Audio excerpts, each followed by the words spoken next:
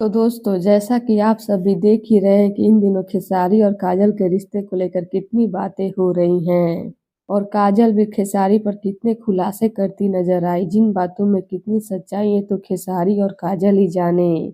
तो वहीं अब खेसारी की पत्नी चंदा काजल और चिंटू के रिश्ते को लेकर सवाल उठा दिए हैं, जिसे सुनकर आप सब भी चौंक जाएंगे। तो अगर आप सब भी जानना चाहते हैं कि चंदा क्या बोली है तो हमारे वीडियो के साथ अंत तक बने रहिएगा। और हम वीडियो में आगे बढ़े उससे पहले आप हमारे वीडियो को लाइक कर दें, चैनल को सब्सक्राइब कर लें और हमारा वीडियो देखने के बाद शेयर करना ना भूलिएगा।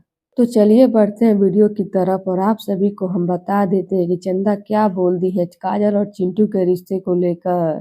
तो जैसा कि आप सभी इन दिनों देख ही रहे होंगे कि काजल कितने आरोप लगाई खेसारी पर, जिसमें काजल ने खेसारी के साथ साथ उनके परिवार वालों की भी बेइज्जती की। और ये बात खेसारी के साथ साथ खेसारी के परिवार वालों को भी अच्छी नहीं लगी और अब खेसारी की पत्नी चंदा काजल और चिंटू के रिश्ते को लेकर बड़ी बात बोल दी है।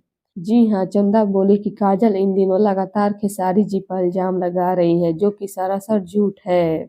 और इस बात की सच्चाई सबसे बड़ी ये है कि अगर काजल का खेसारी के साथ अफेयर था तो फिर अचानक चिंटू के साथ रिश्ता कैसे बन गया।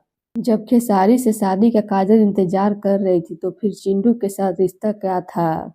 यही बात काजल को झूठा बना देता। और इतना ही नहीं, काजल जैसे चिंटू के साथ रहती थी सबको यही लगता था कि इन दोनों की शादी होने वाली है।